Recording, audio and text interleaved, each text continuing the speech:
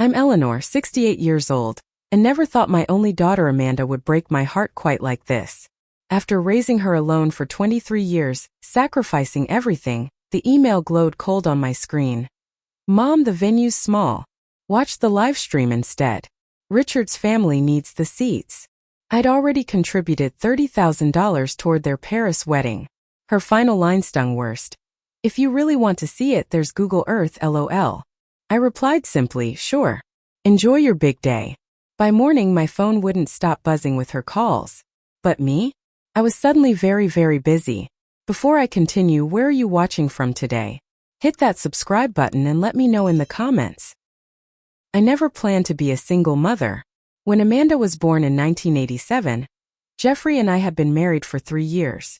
We lived in a modest home in Connecticut, with dreams as big as our mortgage. Jeffrey worked in finance while I had found my calling as a school librarian. I loved introducing children to the magic of books, watching their eyes light up when they discovered a story that spoke to them. The pay wasn't impressive, but the work fulfilled me. Then Amanda came along, 10 fingers, 10 toes, and lungs that could wake the neighborhood. She was perfect. Jeffrey seemed happy too at first. He'd rock her to sleep singing Beatles songs off-key. But when Amanda turned 5, everything changed.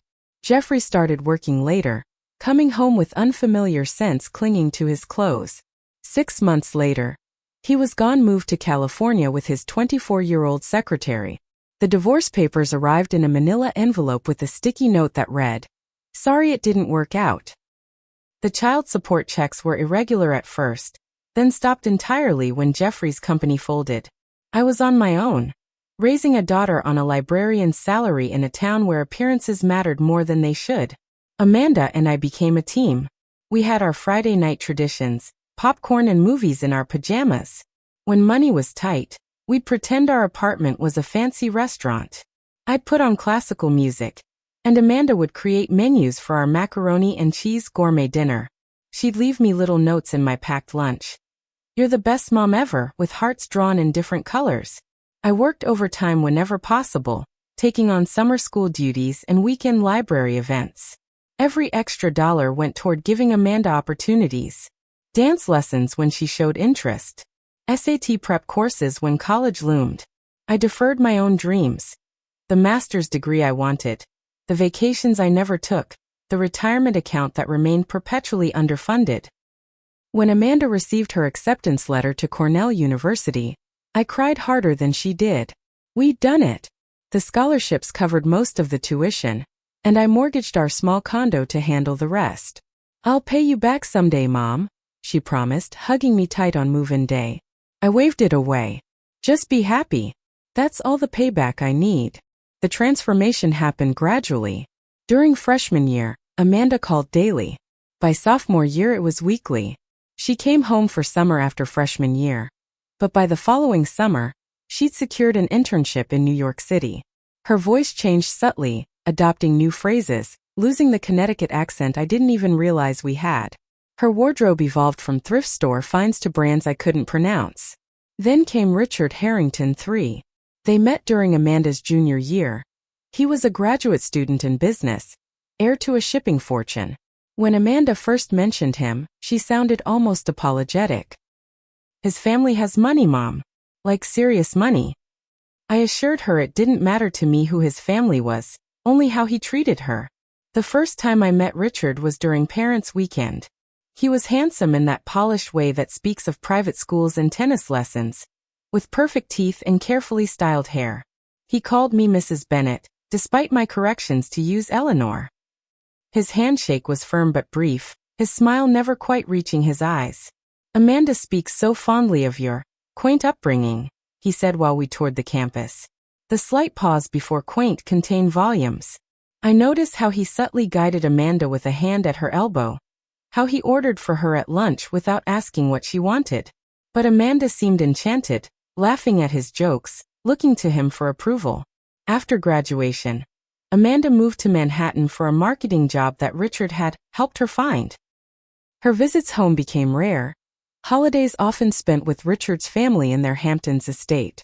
When she did visit, she'd glance around my modest living room with new eyes, suggesting updates I couldn't afford. She'd bring expensive gifts that felt more like charity than love. A designer bag that didn't match anything I owned. Kitchen gadgets too complicated to use. Still, I made excuses for her. She was finding her way in a new world.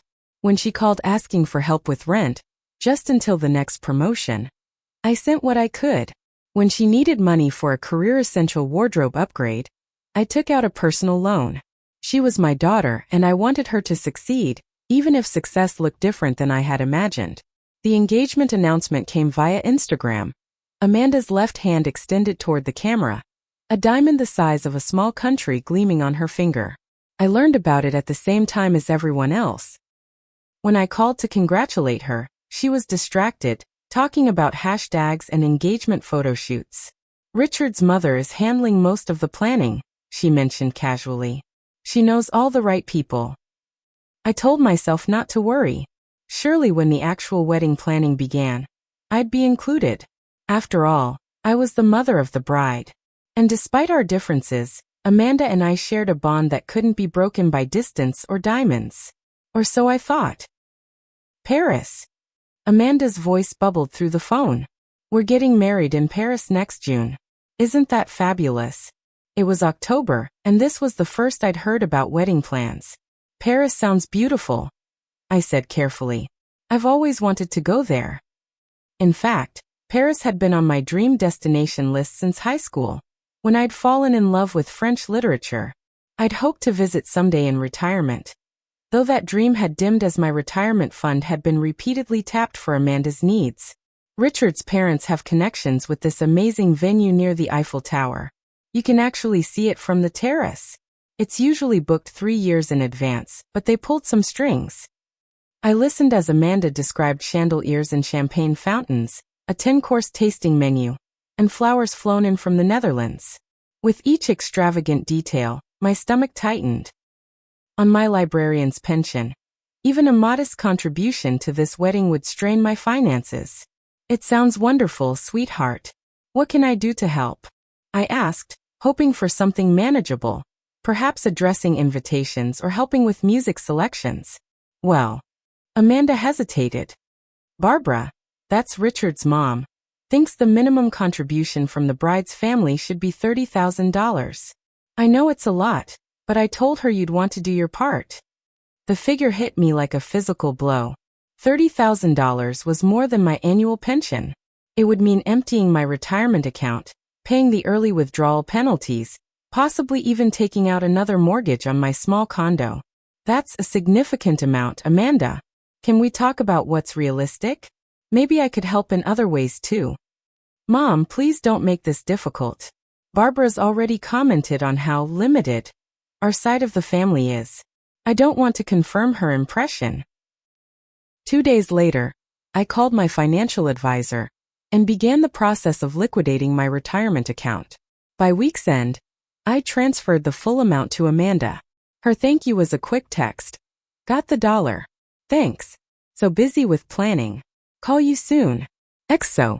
I expected that my financial contribution would at least secure me a role in the wedding preparations. I was wrong. Weeks passed without updates. When I called Amanda, she was always rushing between appointments. Barbara's handling the details, Mom. It's better this way. She knows the right vendors. In November, I received a group email about a cake tasting in Manhattan. Excited to finally be included, I rearranged my schedule and spent money I couldn't spare on a train ticket. I arrived at the patisserie 10 minutes early, wearing my best outfit, a navy dress I'd bought on sale at Macy's and kept for special occasions. Amanda arrived with Richard and an elegant silver-haired woman I assumed was Barbara, plus 2 other young women introduced as bridesmaids. Amanda's hug was brief, her cheek barely grazing mine. Mom, you didn't need to come all this way. I would have sent you pictures. Barbara Harrington assessed me through narrowed eyes. Eleanor, is it? Amanda mentioned you were a librarian. She pronounced the word as if it were an exotic, slightly dubious profession. Yes, for 35 years at Lincoln Middle School. I smiled, extending my hand. She touched it briefly. How dedicated. Public service is so noble. Her tone suggested it was anything but. Throughout the tasting I was effectively ignored. My opinions on cake flavors weren't solicited.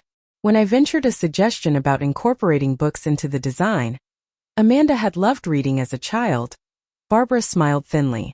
We're aiming for sophistication, Eleanor. Literary themes are better suited to children's birthdays, don't you think? Amanda didn't defend me.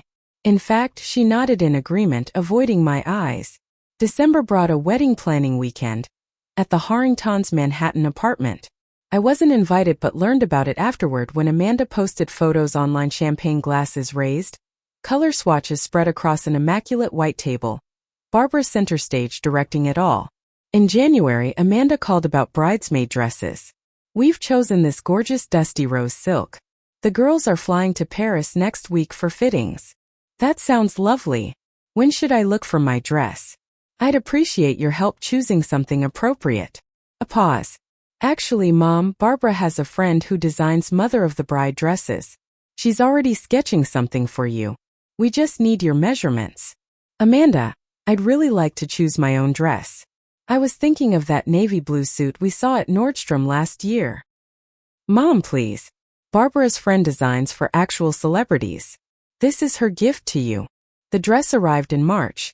A matronly beige affair with a high neck and long sleeves despite the June wedding date. It was 2 sizes too large and made me look 20 years older than my age. When I mentioned alterations, Amanda sighed. Just make it work, Mom. We have bigger issues to deal with. The bridal shower in April was the final confirmation of my peripheral status. Held at an exclusive Manhattan restaurant, it was orchestrated entirely by Barbara and Richard's sisters. I arrived early to see if I could help, only to be handed a name tag and directed to a table in the corner with distant cousins of Richard's I'd never met. Throughout the event, Barbara stood beside Amanda, introducing her to society friends as our beautiful bride-to-be. Gift opening became a performance, with Barbara narrating the importance of each present and its giver. My carefully chosen gift. A first edition of Amanda's childhood favorite book with a heartfelt letter tucked inside. Was opened last and received with polite confusion. It's vintage, Barbara explained to the room, as if making an excuse for something distasteful.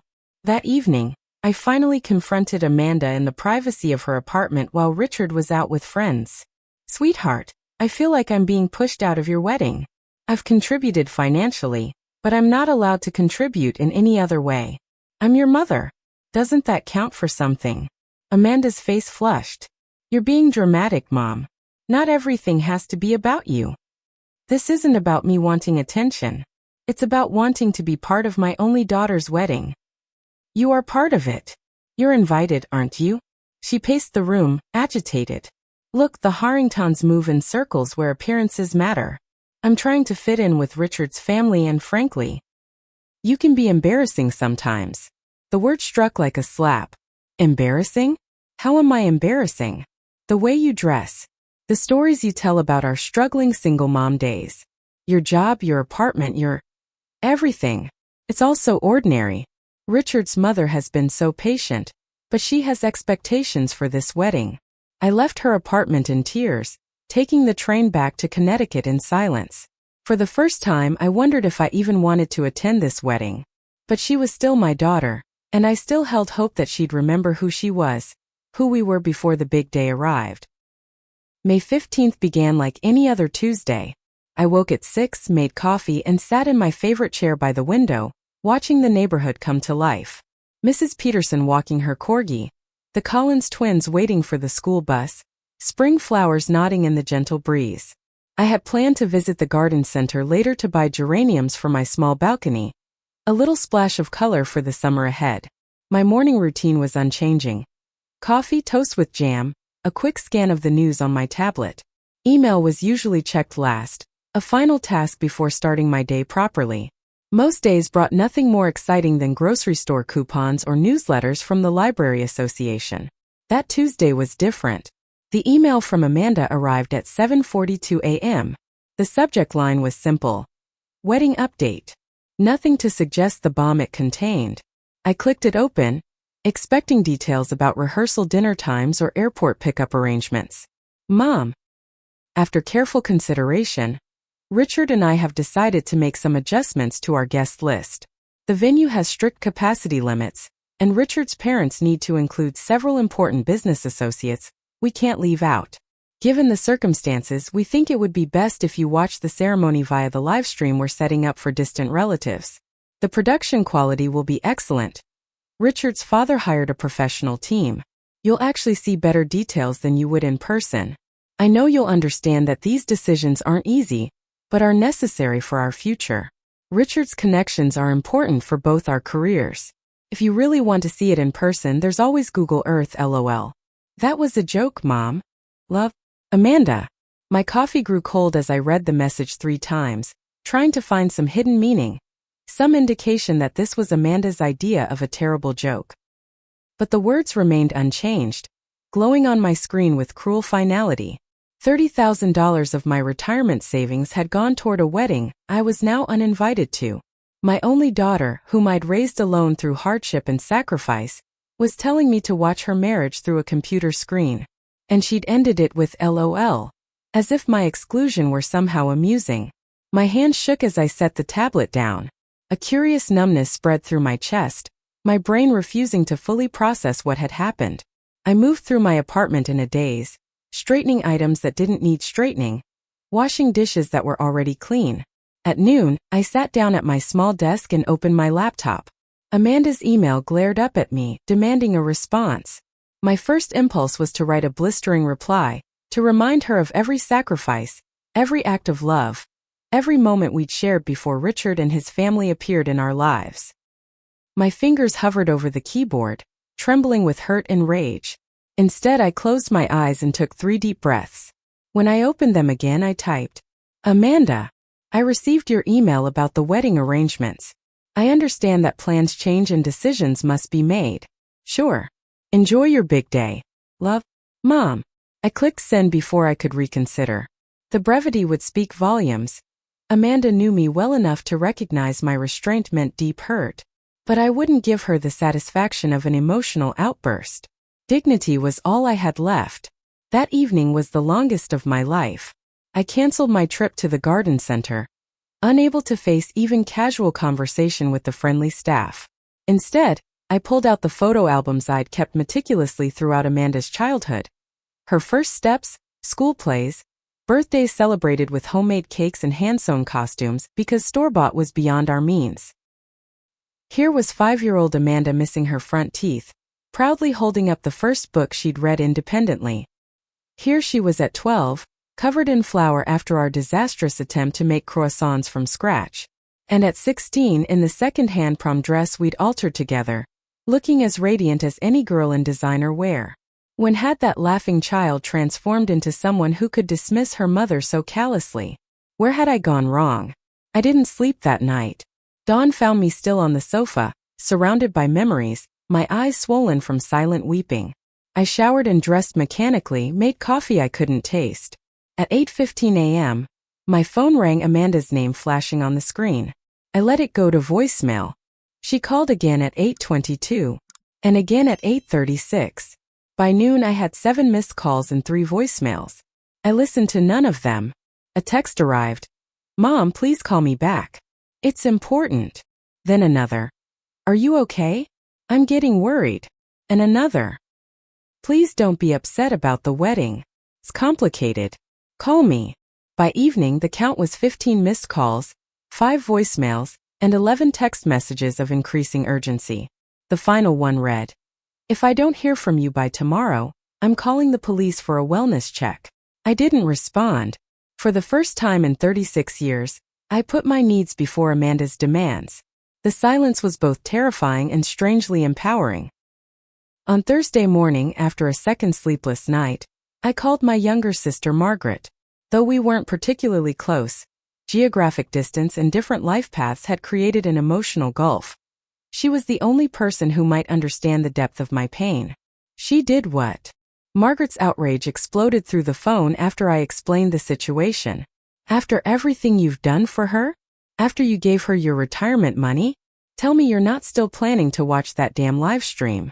I don't know what I'm doing yet, I admitted. Part of me wants to pretend none of this is happening. Nonsense, Ellie. You need to do something dramatic. Show her there are consequences to treating you this way. Margaret's righteous anger was oddly comforting, but dramatic wasn't my style. I'd spent my life being practical, measured, responsible. The steady one who kept things running while others had the luxury of emotional outbursts. Yet as we talked, something shifted inside me. A lifetime of accommodation had led to this moment. My own daughter believing I would accept any humiliation, any dismissal, without protest. Perhaps it was time for something different. What would you do? I asked Margaret. I'd take that plane ticket money and go somewhere fabulous. Same dates as the wedding. Post lots of pictures looking happy as hell. Show her you have a life that doesn't revolve around her drama. The idea took root. I hadn't purchased a plane ticket to Paris yet. Amanda had mentioned the family would arrange travel, but I'd been saving for additional expenses. Those savings, combined with what would have been spent on wedding gifts and new clothes, constituted a modest travel fund. After hanging up with Margaret, I called an old friend. Judith Pearson and I had worked together at the library for 20 years before her retirement. She'd gone on to part-time work at a travel agency, turning her passion for books about distant places into actual journeys. I need to go somewhere, I told her. Somewhere meaningful. Not touristy, not where everyone goes. Somewhere I can find something I've lost. Judith didn't ask questions about my cryptic request. Instead, she invited me to her office the following day, promising to have some ideas. That afternoon, Amanda escalated her campaign. 3 more calls, then a text. Richard is concerned too. He's going to call you himself. Sure enough, my phone rang 20 minutes later with an unfamiliar number. I let it go to voicemail. Richard's message was all surface charm with an undercurrent of annoyance. Eleanor, Amanda is quite distressed by your silence. While I understand you might be disappointed about the Livestream arrangement, we hope you appreciate the difficult position we're in with venue limitations. Please call Amanda back, so we can all move forward positively. Even now, they couldn't simply admit they were wrong. It was still about venue limitations, and my need to appreciate their position. No acknowledgement of the hurt they'd caused, the disrespect they'd shown. Later that evening, a call from another unknown number turned out to be Barbara Harrington herself. Her voicemail was characteristically condescending. Eleanor, this silent treatment is quite childish. Amanda has 1,000 details to manage before the wedding, and your little tantrum is creating unnecessary stress. I'm sure you don't want to ruin her special day. Be the bigger person and call her back. Be the bigger person. I'd been the bigger person my entire life. Where had it gotten me? The next day, Judith spread several brochures across her desk. I've been thinking about what might speak to you, she said. And I remembered something you told me years ago, about your grandmother. My mother's mother, Sophia Russo, had emigrated from Italy as a young woman in the 1920s. I'd grown up hearing stories of the small village near Florence where she was born, where distant cousins still lived. I'd often spoken of visiting someday, of walking the same streets my grandmother had described so vividly. Castiglione del Lago, Judith said, pointing to a photo of a medieval town perched above a shimmering lake. It's not far from where your grandmother was from. June is perfect there. Before the tourist crush of July and August. I can arrange everything. A small apartment in the old town, local guides if you want them. For the first time since receiving Amanda's email, I felt a flutter of excitement. It's perfect, I whispered, touching the photo reverently.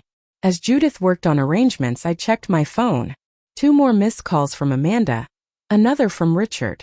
I turned the ringer off and put it away. That weekend brought an unexpected encounter. While grocery shopping, I ran into Sarah Davidson, Amanda's best friend from high school. They drifted apart during college but had once been inseparable. Sarah had stayed local after university, teaching elementary school and recently returning after maternity leave. Mrs. Bennett, she called, waving from across the produce section. Her smile was genuine, her hug warm. I've been meaning to call you. I got Amanda's wedding invitation, but with the new baby, I can't make it to Paris. I sent a gift though. Are you excited for the big day? I hesitated, unsure how much to share. Sarah must have read something in my expression because her smile faded. Is everything okay? Perhaps it was the kindness in her eyes, or the memory of her as a teenager sprawled across our living room floor doing homework with Amanda. But I found myself telling her everything. We abandoned our shopping carts and moved to the cafe next door, where Sarah listened with increasing dismay. "That doesn't sound like the Amanda I knew," she said finally. "We've only kept in touch through social media lately, but this isn't her." Sarah hesitated, then pulled out her phone. "I wasn't going to mention this, but..." She scrolled through her Instagram messages, then turned the screen toward me. It was a conversation with Amanda from 3 months earlier, discussing bridesmaid dresses. Midway through, Amanda had written, "Barbara's handling everything. She thinks Mom would clash aesthetically with the wedding vision, so we're keeping her involvement minimal. Honestly, it's easier this way." The message was dated weeks before the fateful email, confirming my suspicion that my exclusion had been planned all along. It wasn't about venue limitations. It was about me not fitting the aesthetic, not being good enough for the Harringtons' world. Sarah looked mortified. "I'm so sorry. I shouldn't have shown you that." "No," I said quietly. "I needed to see it. Thank you for being honest with me." That evening, I finalized my travel plans with Judith. I would leave for Italy 3 days before the wedding, returning 2 weeks later. The same day, I made one concession to Amanda's barrage of messages, a brief text. "I'm fine. Need some time to process. We'll be in touch soon." Her immediate response, "Thank God. I've been so worried," went unanswered. As May turned to June, my plan took clearer shape. I wasn't trying to punish Amanda. I was finally prioritizing myself, my feelings, my dignity, my need for healing. The journey to my grandmother's homeland wasn't just an alternative to attending the wedding. It was a pilgrimage to reconnect with my roots, to remember who I was beyond my identity as Amanda's mother. 1 week before my scheduled departure, the doorbell rang. I opened it to find Amanda standing there, her perfect makeup not quite concealing the shadows under her eyes. Amanda looked smaller somehow, standing on my doorstep in her designer clothes that suddenly seemed like a costume rather than an expression of who she truly was. Despite everything, my first instinct was to pull her into a hug. I resisted. "May I come in?" she asked, her voice uncharacteristically hesitant. I stepped aside silently, allowing her to enter the apartment she'd once called home. She glanced around as if seeing it for the first time. The worn but clean furniture, the bookshelves crowded with volumes I'd collected over decades, the framed photographs chronicling our life together. We sat in the living room, an uncomfortable silence stretching between us. Once we could talk for hours without awkwardness. Now we were like strangers performing unfamiliar roles. "You haven't been answering my calls," she finally said, an accusatory edge to her tone. "No, I haven't. I've been worried sick. I almost filed a missing person report. As you can see, I'm not missing." My voice remained calm, controlled. "I received your email," I replied. There didn't seem to be anything else to discuss. Amanda's composure cracked. "How can you say that? You've been ignoring me for almost 3 weeks. The wedding is in 10 days, and we have a million things to finalize." "I thought Barbara was handling everything," I said quietly. "And since I'm only invited to watch the live stream, I'm not sure what you need from me at this point." Her face flushed. "Are you really going to be this petty? It's just a stupid seating arrangement. The venue has strict capacity limits." "Stop." I raised my hand. "Please don't insult my intelligence by repeating that excuse. We both know the truth." "What truth?" Her voice rose defensively. "That I was deliberately excluded because I don't fit the image Richard's family wants to project. That I'm an embarrassment you need to minimize." "That's not..." She stopped, unable to complete the denial. Her eyes darted away from mine. "I saw your messages to Sarah," I continued softly, "about Barbara thinking I would clash aesthetically with the wedding vision." Amanda's mouth opened in shock, then closed. Her shoulders slumped. "You weren't supposed to see that." Clearly. Tears welled in her eyes. "You don't understand the pressure I'm under. Richard's family. They have expectations. His mother has been planning this wedding since he was born. Everything has to be perfect. And I'm not perfect enough." It wasn't a question. "They're not like us, Mom. They've never had to worry about money or struggle for anything. They judge everyone by these standards that normal people can't possibly meet. And you've adopted those standards. Again, not a question. Amanda's tears spilled over. I'm trying to fit into their world. Do you know how hard that is? Richard's mother has made it clear from day one that she thinks I'm not good enough for her son. That our family background is lacking. So you decided to prove her right by treating your own mother as if she were something to be ashamed of? No. I didn't know what else to do. Barbara suggested the live stream as a compromise. She said it would be better for everyone if we kept things contained. The truth finally. I felt a strange calm settle over me. And Richard? What does he think about all this? Amanda wiped her eyes. He says I'm overreacting. That his mother knows best about these things. That I should focus on our future and not get so emotional. As if summoned by our discussion, Amanda's phone rang. She glanced at it, then back at me with panic in her eyes. It's Richard. He's expecting me back by now. Answer it, I said. I'd like to hear how he speaks to you. Hesitantly, she accepted the call. Unei. Even from across the coffee table, I could hear Richard's sharp tone. Where are you? Mother's been trying to reach you about the floral arrangements. We have that dinner with the Whitmores in an hour. I'm at my mom's, Amanda replied, her voice small. We're talking about the wedding. Now? Amanda, we discussed this. Your mother understands the situation. She's fine with the live stream. You're creating drama where there doesn't need to be any. She's upset, Richard. She has every right to be. We don't have time for this. Mother needs decisions on the centerpieces, and the Whitmore dinner is crucial for my partnership track. Get an Uber and meet me at the apartment in 30 minutes. I need more time with my mom.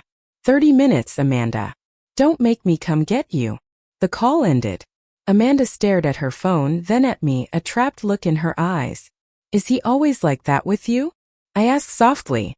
She didn't answer directly. He's under a lot of pressure too. His parents have these expectations for him, for us. That doesn't give him the right to speak to you that way. I leaned forward, taking her hands in mine. Amanda, listen to me. You don't have to live your life according to someone else's expectations. Not Richard's, not Barbara's, not even mine. It's not that simple, Mom. It never is. But that doesn't mean you surrender your dignity, your relationships, your sense of what's right. What are you saying? That I should cancel the wedding? Her voice rose in panic. I'm saying you should consider whether this marriage is truly what you want. Whether Richard respects you as an equal partner. Whether the price of admission to the Harrington family is worth what you're being asked to pay. Amanda withdrew her hands, her expression hardening. You just don't understand.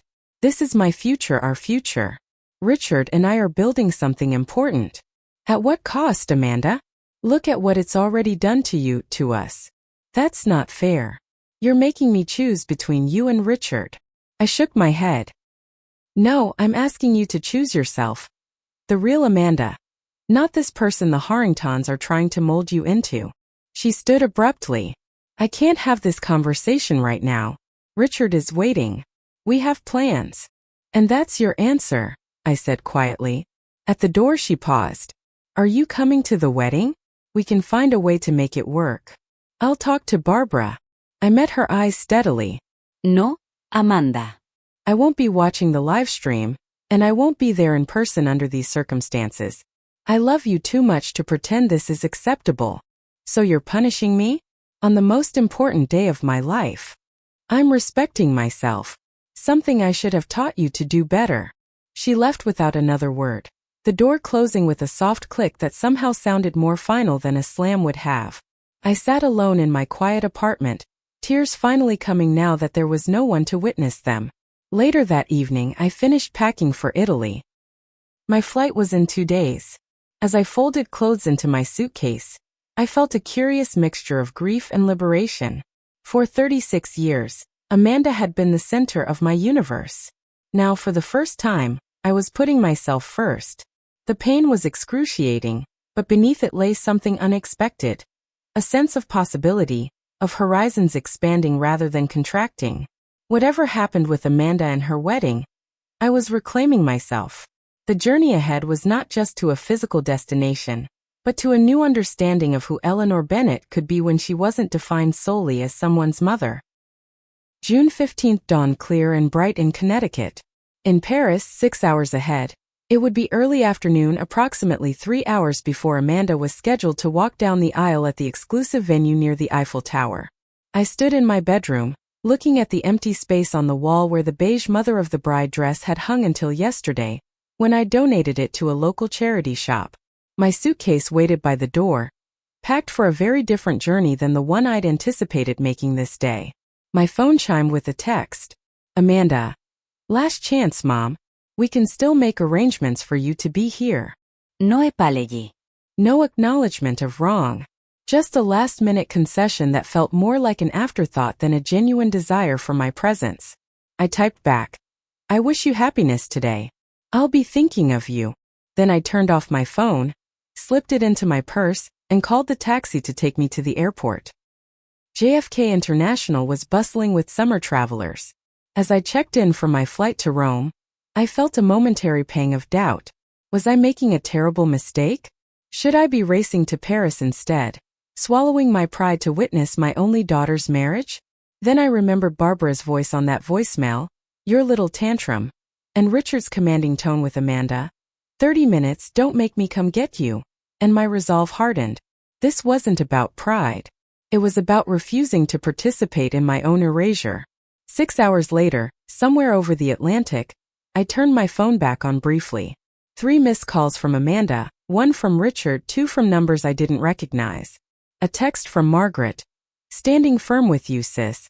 Call me when you can. And a surprising message from Sarah Davidson. I declined the Livestream link. Told Amanda I couldn't support something that hurt you so deeply. She cried. I think she's finally realizing what she's done. I turned the phone off again and closed my eyes, allowing the gentle vibration of the aircraft to lull me into a fitful sleep. While I flew toward Italy, Amanda's wedding proceeded in Paris. I would learn the details later through Margaret's niece Jessica, who attended as a distant cousin's +1 and reported back. The ceremony was lavish but sterile, like a magazine spread where nothing looks real, Jessica would tell Margaret. Barbara Harrington presided over everything, from the precise arrangement of the 100 white roses on each table to the seating chart that placed her friends and connections in prominent positions. Amanda, breathtaking in a custom gown that cost more than a year of my pension, had looked beautiful but tense. The carefully choreographed ceremony had gone exactly according to plan, with one notable exception. During the vows, Amanda had faltered, needing to restart twice as tears streamed down her face. Guests had murmured about bridal emotion. But Jessica, who knew the situation, had recognized something else, grief. At the reception, Amanda had disappeared for nearly 30 minutes. When she returned, her makeup had been freshly applied, but her eyes remained red-rimmed. Richard had been observed speaking sharply to her in a corner, Barbara's hand on his arm as if restraining him. By the time my plane touched down in Rome, the Paris celebration was likely reaching its peak. Dancing, champagne flowing, elaborate desserts being served. I collected my luggage and found the driver Judith had arranged to take me to Castiglione del Lago, 2 hours away. As we drove through the Italian countryside, golden in the late afternoon sun, I felt myself breathing more deeply than I had in months. The rolling hills, the cypress trees standing like sentinels against the sky, the ancient stone buildings that had witnessed centuries of human drama. All of it spoke of continuity, of life that persisted beyond individual disappointments. My accommodations were simple but charming. A small apartment in a converted medieval building, with terracotta floors, wooden beams crossing the ceiling, and a window that opened onto a view of Lake Trasimeno. The landlady, Signora Ricci, spoke limited English but welcomed me with expressive hand gestures and a basket of local bread, cheese, and wine. That first evening, I sat by the window watching the sunset paint the lake in shades of pink and gold. For the first time in weeks, I felt hunger, real hunger, not the mechanical acknowledgement that I should eat something. I made a simple meal from Signora Ricci's offerings and allowed myself to enjoy it without guilt. Later, I turned my phone on again, curious despite myself about how the wedding had concluded. There were 5 new messages from Amanda, the tone escalating from irritation to desperation. I can't believe you're really not coming. Everyone keeps asking where you are. What am I supposed to tell them? Please tell me you're okay at least. Mom, I need you. Something's wrong. Everything feels wrong. And finally, time-stamped at what would have been during the reception. I made a terrible mistake. Not just the Livestream thing. Everything. Please call me when you get this. My heart raced. Was Amanda in danger? Had something happened at the wedding? I checked the time, nearly midnight in Paris. After a moment's hesitation, I dialed her number. She answered on the first ring, her voice thick with tears. Mom. I'm here, sweetheart. Are you okay? Are you safe? No. Yes. I'm physically fine, but... She broke down, sobbing so hard I could barely understand her next words. I left the reception early. We had a fight. I couldn't do it anymore. Where are you now? At the hotel. Alone. Richard's still at the reception with his parents. He said I was embarrassing him. She laughed bitterly through her tears. Apparently, the bride isn't supposed to have an emotional breakdown during her own wedding. What happened, Amanda? Everything was wrong. All of it. The whole day I kept looking for you, even though I knew you wouldn't be there. Every time someone congratulated me, all I could think was that my own mother wasn't at my wedding because I'd chosen these people. These shallow, judgmental people over you. I closed my eyes, feeling her pain across the thousands of miles separating us. I'm sorry you're hurting. Don't apologize. This is my fault. All of it. You tried to warn me about Richard, about his family. I didn't listen. I thought the status, the money, the connections were worth it. But today, looking at Barbara directing everyone like puppets, seeing how Richard changed the second he had that ring on his finger, getting more controlling, more like his father. She took a shuddering breath. I don't think I can do this, Mom. I don't think I can be a Harrington. You don't have to make any decisions tonight, I said gently. You're exhausted and emotional. Where are you? She asked suddenly. Your voice sounds different. I hesitated, then decided on honesty. I'm in Italy. In Castiglione del Lago. Near where your great-grandmother was born. Silence, then a soft, oh. It was something I've always wanted to do, I explained. To connect with that part of our family history. Instead of watching me get married to someone you knew was wrong for me. It wasn't a question. I needed to do something for myself, Amanda. For once. More silence then. I understand. I really do. She sounded calmer now. Mom, would it be okay if I came there? Not right away. I need to figure some things out first. But soon. The request took me by surprise. Of course. You're always welcome wherever I am. Thank you. Her voice cracked. I should go. Richard will be back soon and I need to, I don't know. Think. Decide. Call me anytime, day or night. I love you, Amanda. I love you too, Mom. I'm so sorry. For everything. After we hung up, I stood by the window for a long time, watching the moonlight on the lake. Amanda's future hung in balance, and there was nothing I could do to decide it for her. That choice was hers alone. But for the first time in weeks, I felt hope that whatever path she chose, it would be her authentic choice, not one dictated by others' expectations. The next morning, I met Marco Russo, a distant cousin Judith had helped me locate through genealogical research.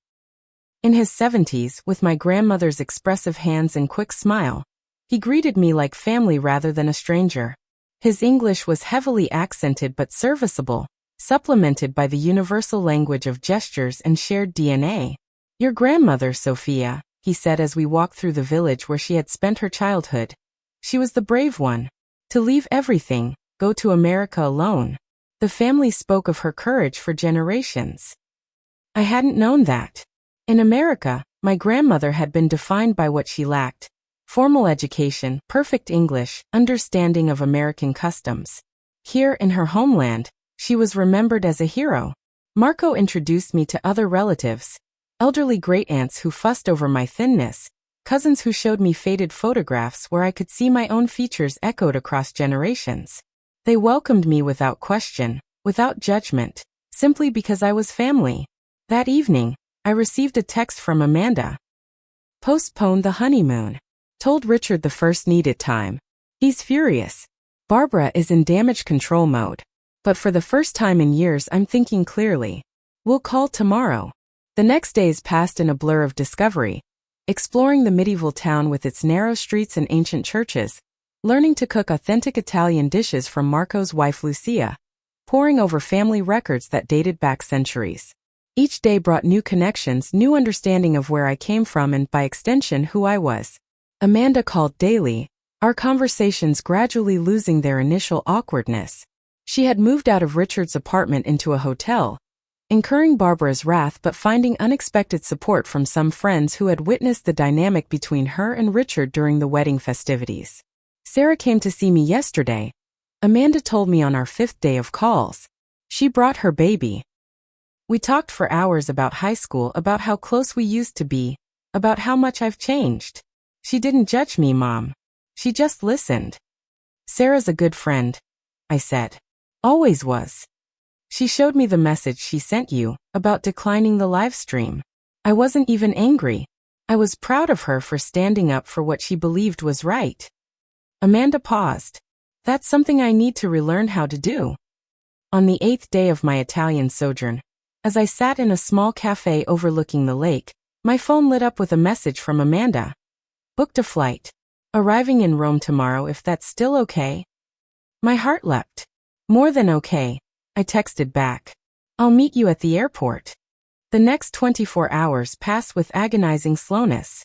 I cleaned the already spotless apartment, bought fresh flowers for the small table, asked Signora Ricci for recommendations of places to take my daughter. Through it all, a nervous energy hummed through me. Hope mixed with trepidation. What if Amanda had second thoughts? What if Richard convinced her to return? What if this tentative reconnection shattered when we were face to face? But when I saw her walking through the arrivals gate at Rome's Fiumicino airport, hair pulled back in a simple ponytail, wearing jeans and a t-shirt rather than her usual designer clothes, eyes searching anxiously until they found mine, all doubts vanished. We ran to each other like magnets finding their opposing poles, holding on as if the world might end if we let go. I'm sorry, she whispered against my shoulder. I'm so sorry. I know, I said, stroking her hair as I had when she was small. I know. The drive from Rome to Castiglione del Lago gave us time to talk. Really talk, without the immediate pressure of Richard's expectations or Barbara's judgments hovering in the background. Amanda sat in the passenger seat, watching the Italian countryside roll by, occasionally wiping tears that came without warning. I left the rings, she said after a long silence, on the hotel dresser with a note. Richard's been calling nonstop since. I blocked his number before boarding the plane. I kept my eyes on the road, giving her space to continue at her own pace. The night of the wedding, after we talked, he came back to the room drunk. Started ranting about how I'd embarrassed him, how I needed to get it together before the honeymoon. Said his mother was right about me all along, that I didn't have the class or composure to be a Harrington. My hands tightened on the steering wheel, but I remained silent. Then he said something I'll never forget. He said, "We'll need to limit your mother's access to our children. Her influence would be problematic." Amanda's voice broke. That's when I knew. Whatever feelings I had for Richard were completely overshadowed by what marrying him would cost me. My relationship with you, my self-respect, eventually even my identity. I'm so sorry you had to go through that, I said softly. Don't be. I needed that moment of clarity. I've been sleepwalking for years, Mom, trying to become someone I'm not to please people who would never truly accept me anyway. The apartment felt different with Amanda in it. Smaller, but in a cozy rather than cramped way. She exclaimed over the view, ran her fingers along the ancient stone walls, examined the family photographs Marco had given me with wonder in her eyes. I can't believe we're actually here, she said, gazing out at the lake. Grandma Sophia's homeland. I feel connected to something bigger than myself for the first time in forever. Those 2 weeks in Italy became a healing journey for both of us. Marco and his family embraced Amanda as enthusiastically as they had me. We traced our family history through crumbling church records and weather-worn gravestones. We learned to make pasta from scratch under Lucia's patient tutelage, laughing at our clumsy attempts to shape the delicate dough. In the evenings, Amanda and I would sit by the window, sharing a bottle of local wine, rebuilding our relationship one conversation at a time. She told me about the gradual erosion of her self-confidence under Richard's subtle criticisms, about Barbara's helpful suggestions that had slowly transformed her appearance, her speech patterns, even her friendships. I kept thinking if I just tried harder, changed more, they'd finally accept me, she admitted. It never occurred to me that the problem wasn't me being inadequate. It was them being impossible to please. I shared too my hurt at being excluded, yes, but also my fears that I'd somehow failed her as a mother, that I hadn't prepared her to value herself beyond external validation. You didn't fail me, Amanda insisted. I failed myself. And I failed you. We both made mistakes, I said. The important thing is that we've found our way back to each other. As our time in Italy drew to a close, Amanda seemed to shed layers of artifice daily. Her designer clothes remained folded in her suitcase as she adopted the simple linen dresses and sandals more suited to the Italian summer. She stopped wearing makeup, allowing the sun to freckle her nose and cheeks. She cut her long, carefully highlighted hair into a simple bob that framed her face naturally. Barbara would have a heart attack if she could see me now, she joked one evening as we walked along the lakeshore. All that money on maintenance treatments, gone to waste. You look more beautiful than I've seen you in years, I told her truthfully. You look like yourself. 2 days before our scheduled return to the States, we sat with Marco and Lucia in their garden, enjoying a leisurely Sunday lunch that stretched into the evening. Wine flowed, stories were exchanged in a mixture of English and Italian, and laughter bridged any gaps in translation. As the sun began to set, Marco raised his glass in a toast. To family, he said simply. The ones we are born to and the ones we choose. Amanda's eyes met mine across the table, filled with tears and love and understanding. In that moment I felt a circle completing my grandmother's journey from this land to America, my lifetime of sacrifice and love for Amanda, her painful but necessary journey back to her authentic self, and our shared return to these roots that had sustained generations before us. Back in Connecticut, life resumed its rhythm, but with significant changes. Amanda found an apartment near mine instead of returning to Manhattan. She applied for a marketing position at a local nonprofit, a far cry from the prestigious firm where she'd worked with Richard's recommendation, but one that aligned more closely with her values. Richard's attempts to contact her eventually subsided, though not before he sent a certified letter demanding repayment for his parents' contribution to the wedding. Amanda's response was a single sheet of paper with an itemized list of my financial contributions, including the $30,000 from my retirement account. We never heard from him again. The healing wasn't instantaneous. Amanda had moments of doubt, of grief for the future she'd thought she wanted. I had moments of lingering hurt, flashes of anger when I remembered Barbara's condescension or Richard's controlling behavior. But we faced these moments together, with honesty and compassion. 6 months after the non-wedding, Amanda joined me for dinner at my apartment. She brought a small wrapped package, which she presented with uncharacteristic shyness. What's this for? I asked. It's not my birthday. Just open it, she urged. Inside was a delicate silver frame containing a photograph taken in Italy. Amanda and me on Marco's terrace, arms around each other, Lake Trasimeno shimmering in the background. Both of us were smiling with genuine joy, the bond between us visible in our similar expressions, the tilt of our heads, the comfortable way we leaned into each other. I want you to have this, Amanda said softly, to remember that sometimes the worst moments can lead to the best outcomes.